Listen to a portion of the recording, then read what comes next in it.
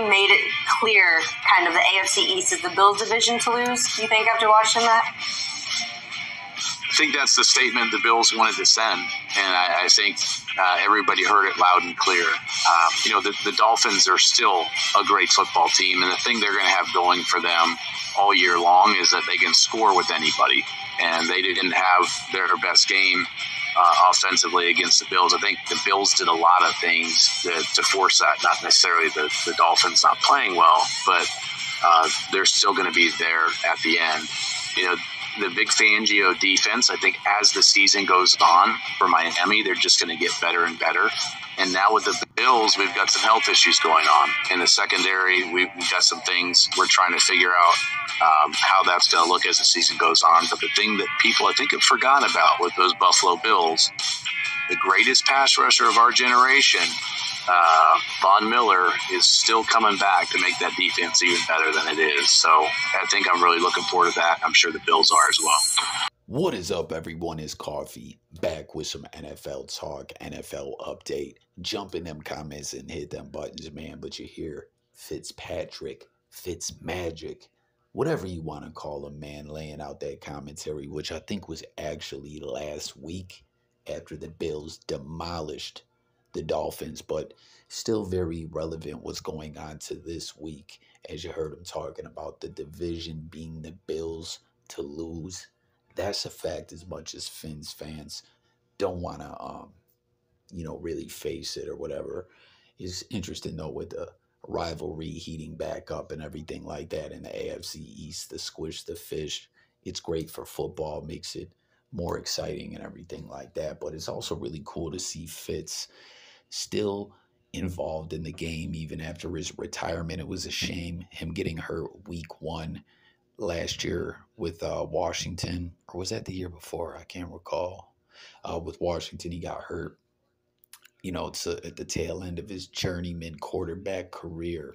Wanted to see one more year of Fitzpatrick, and there was a lot of Bills fans that wanted to see Fitz back with the team in a backup role. But at the end of the day, it didn't happen before his career ended, but still beloved by the Bills Mafia. And, Fitzpatrick has made a great impression everywhere he played. The fans loved him, still love him. Every team he was involved with, the Dolphins being another one of those teams. I mean, the guy fought hard, busted his ass, never quit. He was a gunslinger, and I still say, man, back in 2011, that year, the Bills, we started out like 3-0.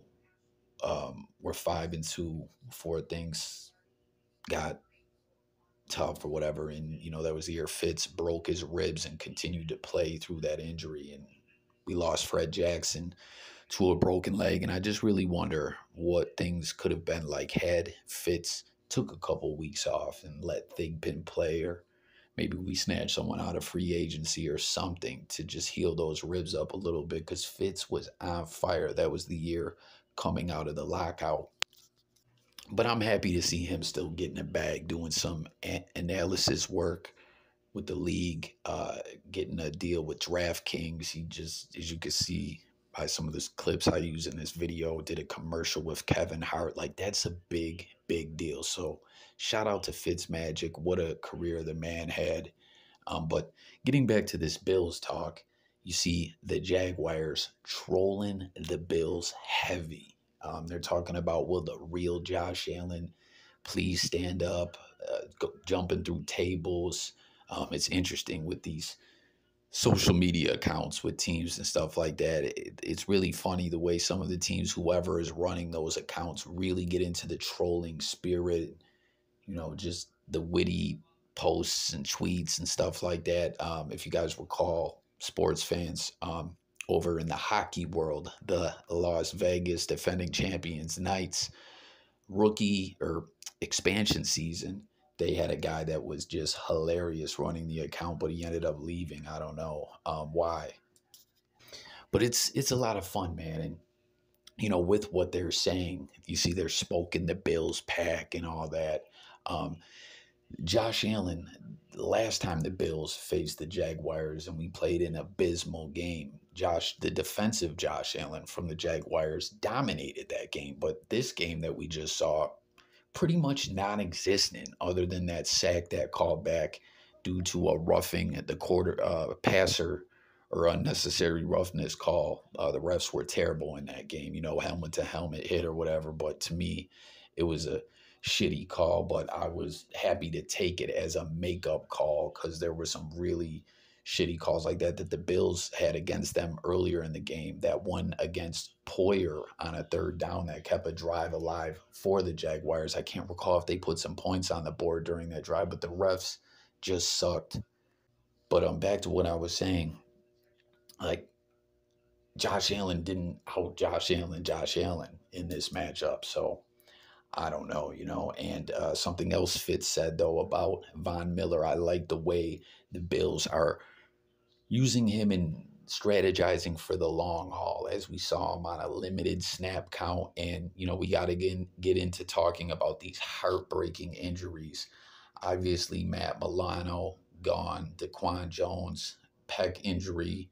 He's out indefinitely. There's still some hope for him to come back. So with all that being said, it's really good the way we're taking it slow with Von Miller and, all these teams. And our defense still really, really good and even hung in that game with the injuries and everything like that. So this is all the more important to use Von Miller in a limited capacity until later in the season, when we really are going to need him more.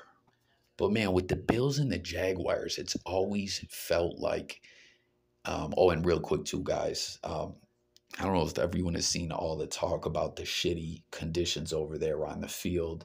Guys got hurt because of it.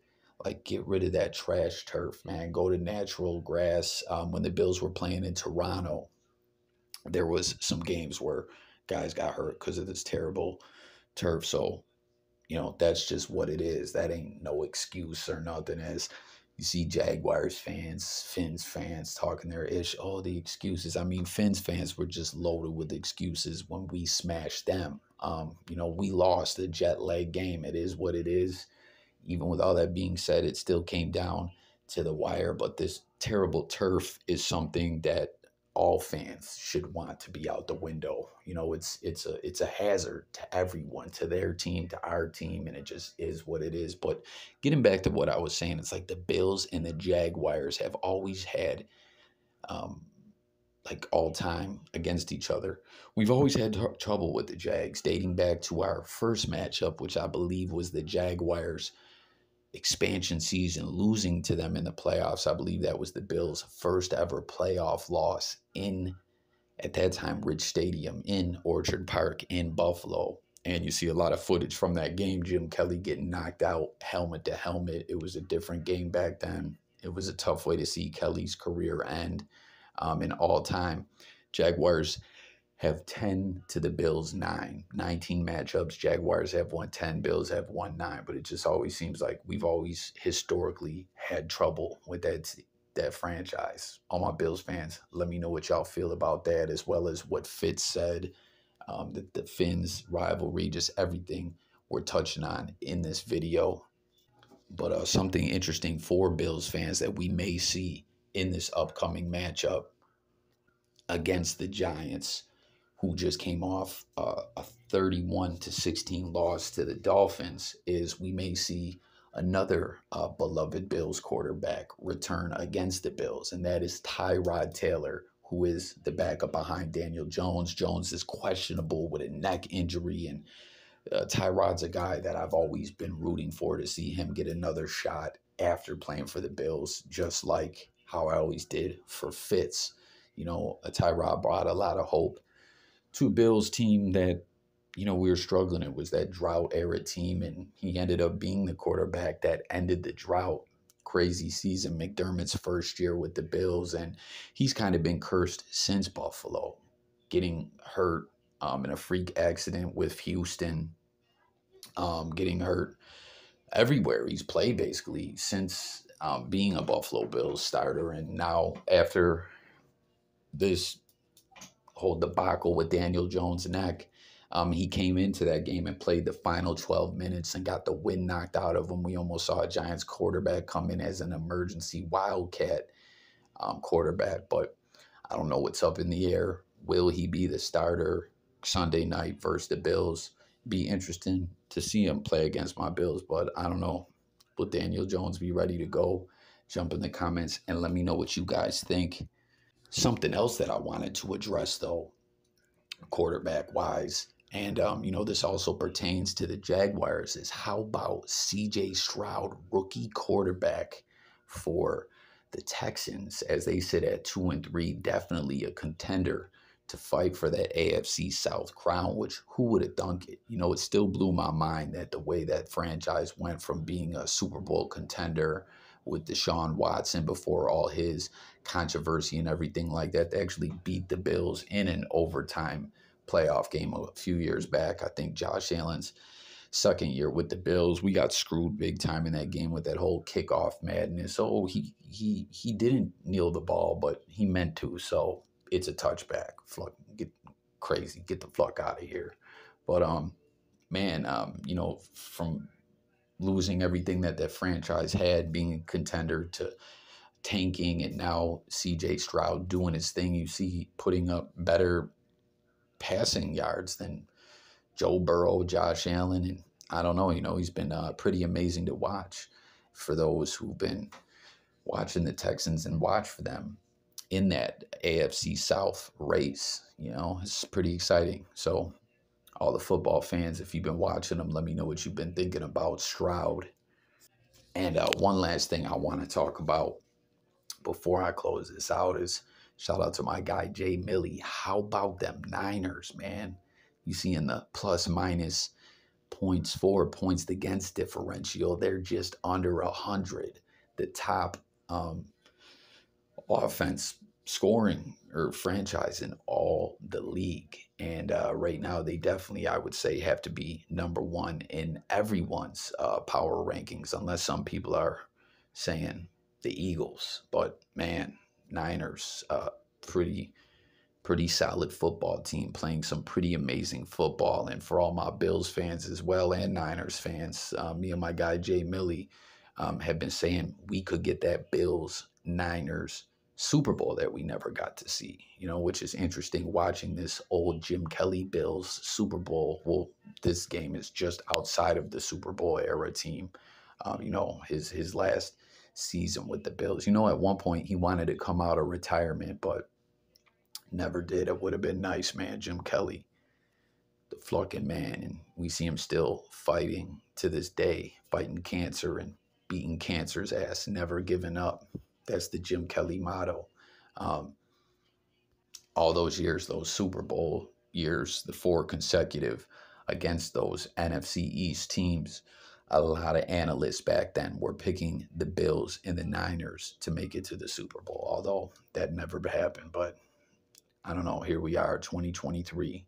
Could it be? So that'll do it for this one on this edition of Coffee NFL Pro Football Talk. Make sure to jump in the comments once again about all the different topics we're speaking on. Don't forget to subscribe and stay tuned for more. We talk a lot of other stuff on this channel aside from football and sports. We talk news, current events, and different stuff like that. And we do a lot of live streams where you can call in and talk your talk. So catch y'all later. Look forward to talking with you guys in the comments. And I'm out of here. Peace.